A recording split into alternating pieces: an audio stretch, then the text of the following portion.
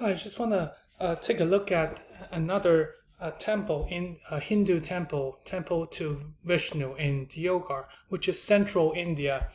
Uh, uh, this is a temple on a textbook so that it connects the temples that we talked about in lecture and the temples in the textbook. So this is our textbook, and this is the ebook. If you buy the ebook, it gives you all the convenience. Again, it gives you the pronunciations. Garbhagriha is right here inside of this very small interior space. Shikara. How about Shikara? Shikara. Shikara is the top, right? This triangular shape facing the sky, which represents or resemble the mountain peak. Well, again, this is the same trick with many other religious architectures or even objects. They try to use things that are visual, elements that are visual to represent, to reconstruct the cosmos. And they understand in this case the Hindu understanding of the cosmos, of how the world functions. So this is the mountaintop. This is the interior space, and which is really small. Why? Well, because it's not meant for people to go inside. Inside the interior space, it's small, and there's only enough space for housing one sculpture, and that sculpture we believe is to Vishnu, and that's why it got its name, Temple to Vishnu, one of the Hindu god, Hindu deity in the religion. Again, plinth. This is the elevated space, elevated platform onto which they will build a tower. They will build a tower on top that houses the sculpture, right? For example, if this is the Shiva, right? If this is to house the Shiva sculpture, that the temple would be, the temple to Shiva. Hinduism, they don't do congregation. They don't get together and worship together, worship all kinds of deities together. All they do, if you remember, something that's shared with Buddhism, circumambulation. And the circumambulation is, yes, right here, the devotee would arrive in front of this is facing the west, in front of the facade of this tower. They would walk up the stairs. Right here, right? Because this is side view. Walk up the stairs, you see from the side, you can't see it right here. This is the stairs. You walk up the stairs, and then it leads you to right at the doorway. And at the doorway, you would clockwise, right, circumambulation to meditate, and you do it. It's a solo. You do it alone. It's not something that requires a big interior space like a basilica to incorporate all these members, all these devotees. So it's just one person, just like the stupas, right? You would go inside and clockwise circumambulation to start your meditation, to start thinking about the deity and how you can learn, or how you can mimic the deities until you reach enlightenment. Okay, so that's a temple. Remember that, but remember one thing, that its form follows function, right? So because the interior is not for gathering, the worshipping, the ritual always happens on the exterior, the outside of the temple. So the decoration, the visual storytelling, the narrative of stories, or the relief, all the things that they want to put, all the content that they want to embed onto this temple, they will put them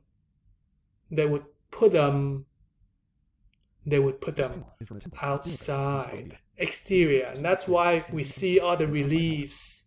We see all the decorative, heavily decorated reliefs on the door jambs, on the roof, on the plinth, the platform, all over the place.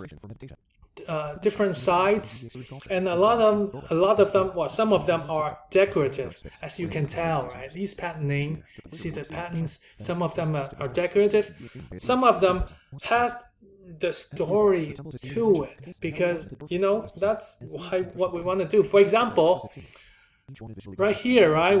Let me zoom in to this area right here. That would be on your textbook, the next page. I mean, the next image. This is the door jamb, the side of the doorway. You see this higher reliefs, right, on the bottom, and you see the yakshas and yakshis, and these usually come in pair, sometimes come in pair, and appeared in all three religions, Buddhism, Jainism, Hinduism. We see this pair in all religions, and they meant to be the guardians of the doorway, and that's why they're here. And that starts, right? It's just one example of that storytelling. And yaksha and yakshis, right? These are from the local folklores, local cultures. So you can see this is as an evidence that all three religions, in this case Hinduism, trying to incorporate this local cultures, right? Local elements into their storytelling, into their narrative, into the deities that share with the Central Indian people. Okay, I'm going to use them. I'm going to incorporate them into my belief system.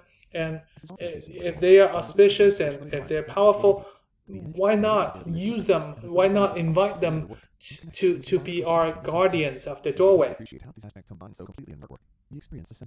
Yaksha and yakshis, and you see the emphasis, the emphasis of the breast, the pelvis, right? The fertility, emphasis on the fertility side of the river goddess, and along with many other figures, the dwarf, a vine growing out of the dwarf.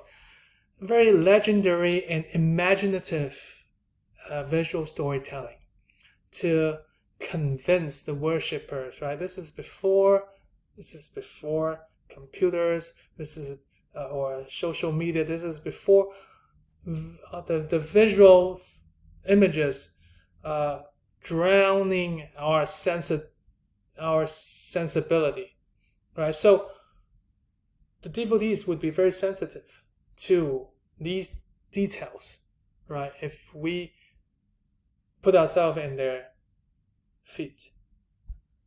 And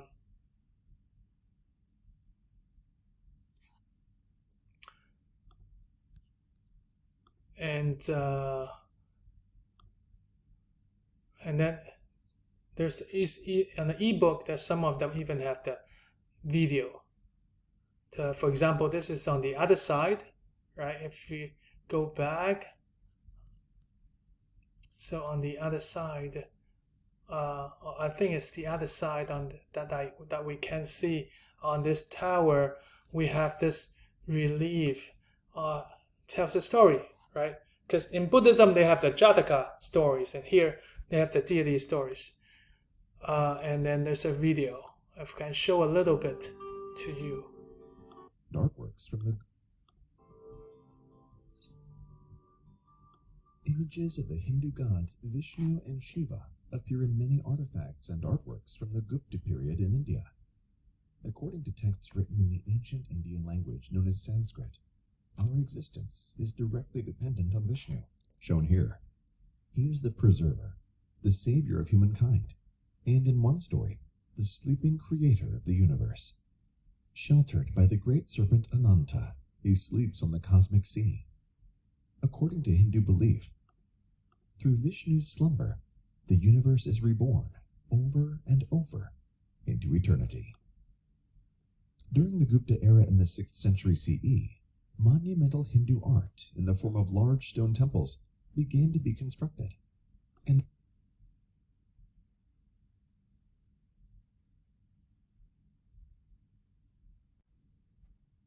this panel is from a temple at Deogarh in central India.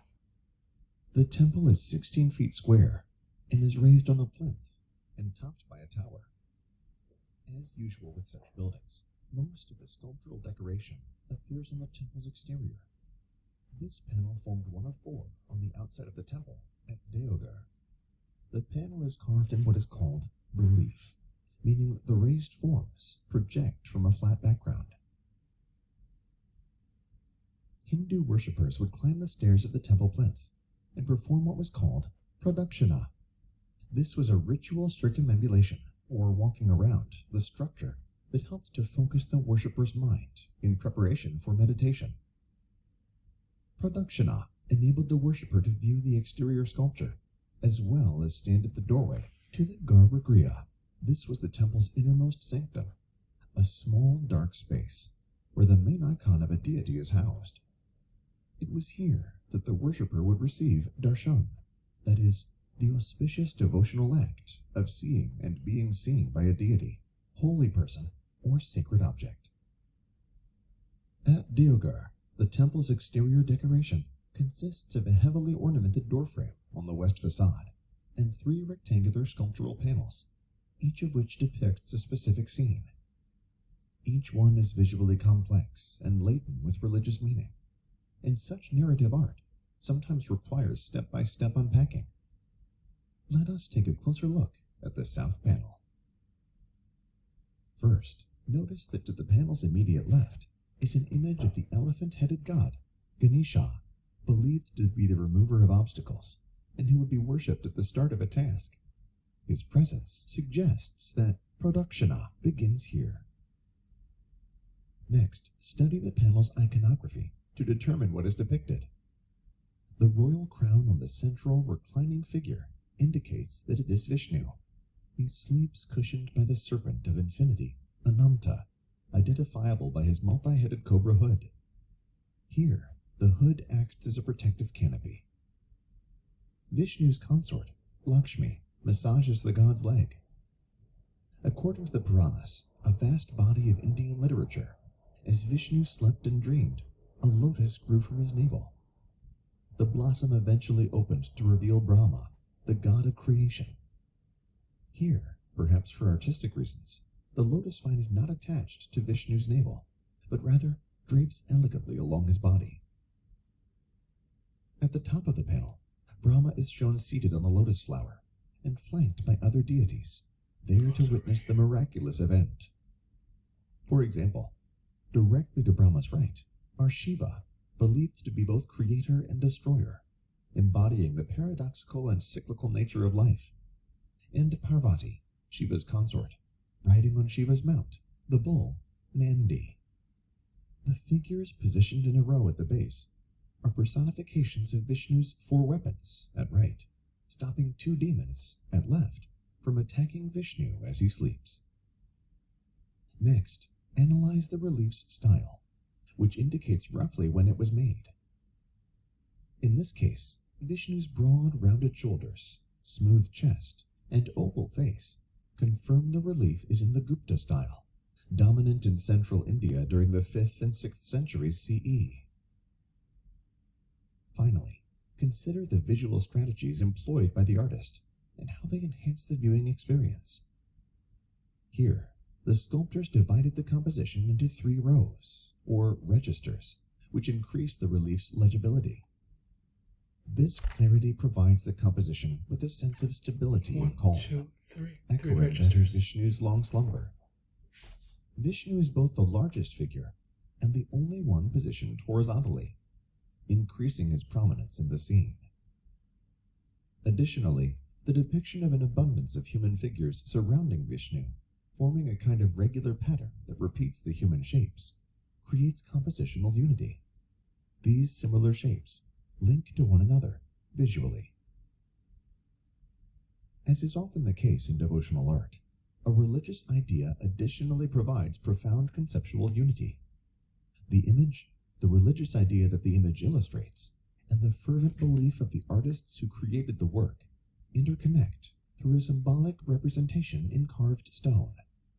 As we come to appreciate how these aspects combine so completely in an artwork, we experience a sense of Gestalt, an awakened understanding of the whole.